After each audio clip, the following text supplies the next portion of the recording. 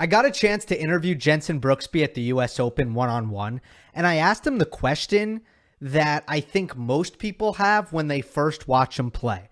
I said, Jenson, your serve's not that fast. Your ground strokes aren't that fast, that powerful. Why do you win tennis matches? And here's what he had to say. He said, I think the biggest thing is discipline in the shot making and strategy. Those are two big things that I've shown better consistently this year. It's not the flashiest stuff that people see, but I hope they respect it. There's a lot of different variables in this game, whether it's mental, physical, that's a big part. Discipline in the shot making and strategy. I mean, how cool is that answer, right? Because most players, they're not going to say that. You watch Jenson Brooksby, his game's unique. It's different. It doesn't look normal, and he doesn't win in a normal way. But he has so many little things about him that make him good, and I want to go through all of them in this video.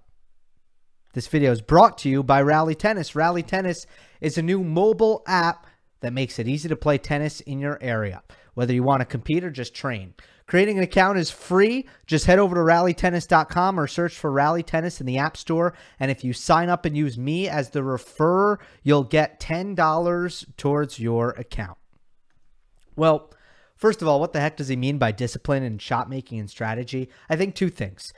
Discipline in the shot making. He never goes for a shot that he knows he can't make. And that might sound really obvious, really simple, but the man just knows his limitations. And for that reason, he really doesn't miss. That's the best part about him. He doesn't miss very much because he doesn't go for shots unless he knows he can make it. That's all discipline. That's all shot selection. That is understanding your game. It is understanding your risk management. And you're never really going to watch Jenson Brooksby, and he's not going to hit a lot of shots that are overly ambitious. Because, and by the way, it doesn't matter if the rally's been going 25 shots. He's still not going to hit a shot that's overly ambitious. He's going to stay true to himself, and he's not going to beat himself. Discipline and strategy, well, you know, the first person I ever heard talk about Jenson Brooksby is Mike Cation. Mike Cation was calling tons of his matches at the challenger level. And Mike on his podcast called the Behind the Racket podcast with Noah Rubin, Mike said he's always so present. I love that description. He's always so present, which means when he has a game plan, it's always top of mind, and he never kind of goes away. His mind doesn't drift. And it's true. When there's something he wants to do, he just does it over and over and over again. He's always thinking. The mind never shuts off mid-rally. He's got great court awareness, and he's a chess player. This should sound like someone.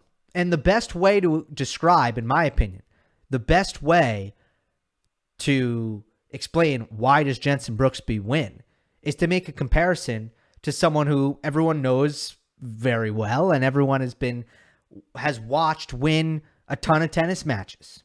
Andy Murray. Andy Murray's the comparison here. Now, famously, during, I think it was Washington, Murray actually tweeted how entertaining Brooksby is and how fun he is to watch. Of course, Andy Murray appreciates the game of 20-year-old American Jenson Brooksby. Of course. Because they are just like each other. They really are. So, here's the list, right? Consistency. Consistency and rally tolerance. Not missing, limiting the unforced errors, and it doesn't matter how deep into the rally you get, that remains the case. Very Andy Murray-like trait. And I like to start there. I think it's the most important. But that doesn't matter at the top of the game. Anyone cannot miss. I can take the world number 500. I can say don't miss. They can make it happen. But can you trade with heaviness and depth? And the depth is outstanding. The depth that Jenson Brooksby hits is exceptional. So not only is he not missing, he's keeping the ball deep in the court. For that reason, you can't attack him. If you do try to attack him, He's got great defense. He's defensively talented. If he gets his racket on the ball, it's generally coming back into the court. He defends with good depth. He just is excellent on the dead run at making the ball back and making the ball back in a neutralizing fashion. Andy Murray. I mean, come on. Changing direction. He doesn't have pop. He doesn't hit the forehand big. He doesn't hit the backhand big. Sometimes he can unload on the forehand, but it's a changeup. It's occasional. But he does change direction all the time. And unpredictability makes up for power and also makes the opponent run.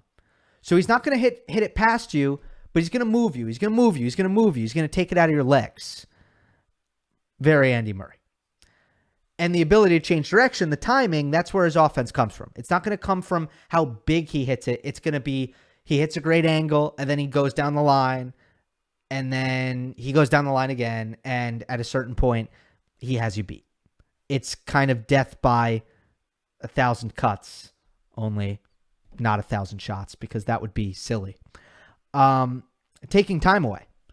He's not going to really generate much offense from behind the baseline because he doesn't have enough racket speed. He doesn't have enough weight of shot to do that. So he's going to usually step inside the court and use taking time away to his advantage. Kind of goes hand in hand with changing direction. You can change direction from 8 feet behind the baseline and you're normally not going to accomplish much. But he takes time away, changes direction. All of a sudden, it doesn't matter how hard you hit the ball. You're going to get your opponent on the run. You're going to do some damage. Very Andy Murray-like. Playing field shots. He's got that in the bag. His drop shot's good. They look weird. I'll tell you what. He hits a two-handed drop shot. He hits a two-handed backhand volley. It's weird as heck. But his drop shots are good. He likes those field shots. He likes the cat and mouse. Andy Murray loves that. He's backhand-centric. He's not forehand-centric. Backhand on the line is his best ground stroke. No doubt about that. And that's his best finishing shot. He's going to mostly run through the backhand. You want to try to make him hit running forehands because the backhand is not really going to break down. It's going to be very, very present. And then the last thing, warrior spirit. None of this stuff works without warrior spirit because here's the thing. Playing that style is hard. It's very physical. It takes a lot of mental focus, takes a lot of fortitude. It takes a lot of caring. It takes a lot of strategizing, and you got to be focused. And it's not easy. It's not hit a big serve, hit a forehand winner. That's how I play. No, it's hard. And he fights as hard as you will ever see a player fight. And you know what? If he didn't do that, let's face it, he wouldn't be anything. If he didn't have his warrior spirit, and I think this is pretty much true about Murray, he wouldn't be a great player. Now, what about the weaknesses? Look, the first weakness for Brooksby is not what you think I'm going to say. You think I'm going to say the serve. I'm not going to say serve. That's not the main thing that concerns me about Jenson Brooksby. The main thing that concerns me about Jenson Brooksby is his ability to stay healthy. Just how physical every match is, it gives me concerns about, are you going to have a long and healthy career? And if you're going to get injured a lot, it's going to be hard for you to have a good career. That goes for anyone. So that's my main concern. Murray had a relatively healthy career, but obviously we know how his career was shortened with the injury that he had. And now it's being lengthened by his resurgence. But you know what I mean. That's my main concern. Now I'll get to the serve because that's what everybody harps on as a weakness. And they say, well, Jenson's serve is slow. Brooksby needs to serve bigger. He's got a weird motion. It's abbreviated. Yeah. Look, don't get me wrong. He is absolutely in the lower weight class of servers. If you look at his first serve points won percentage, he is on par with Dan Evans and Roberto Bautista Agut at about 69%. However, he hasn't played on clay much, and those two have. So it's not really fair. And if you adjust it for surface, he's really more closer to the Diego Schwartzman and the Fabio Fognini territory. Not as bad as some others. Not as bad as Alejandro Davidovich Fokina. Not as bad as Dusan Lajovic. But look, Fognini, Schwartzman, that's kind of the range we're talking about. That's not good. But I will say this. The speed gun lies with him. I really do believe that. The speed gun lies. And he played some great returners during the U.S. Open that I think are kind of skewing his stats because he played so many points at the U.S. Open in best of 5 and long matches, and his first serve points won were not good against players like Michael Emer and players like Karatsev. So, I mean, I don't want to make excuses for him, actually. I don't. The first serve's not big, but everyone's like, why isn't Novak obliterating every return when he played Djokovic at the U.S. Open? It's not that bad. He hits his spots, plain and simple. You look at the radar gun, it's ugly. Jenson Brooksby hits first serves at like 110 miles per hour. It's bad. That's bad on the ATP Tour. It's bad on the men's side. Sometimes it'll be less than that. Sometimes he'll hit 105, 100 mile per hour first serves. He hits his spots though, and the ball doesn't sit up. It's a slice serve on a quicker surface like at the U.S. Open or at Wimbledon or at Newport, which he reached the finals at. The ball doesn't bounce up. It stays very low, hard to attack. His first serve is not as bad as people think. I know it's not good, but it's not pathetic because he hits his spots. He really does hit his spots. That's a huge deal. It's got to get a little bit bigger, but I'm not too concerned about his serve. I'm not too concerned about it. I think it's okay. He can be a return-centric player. He's a great returner. He's a better returner than he is a server. Reminds me of Andy Murray. So that's the theme of this video. I wanted to talk about why Jenson Brooksby wins, and I'm glad I could give you his answer. But I wanted to go in depth. He wins for the same reason Andy Murray wins. I'm not projecting that Jenson Brooksby is going to have a career as good as Murray's. In fact, I think Brooksby is so difficult to try to figure out, and it kind of perplexes me. It's really hard for me to say how good he's going to be.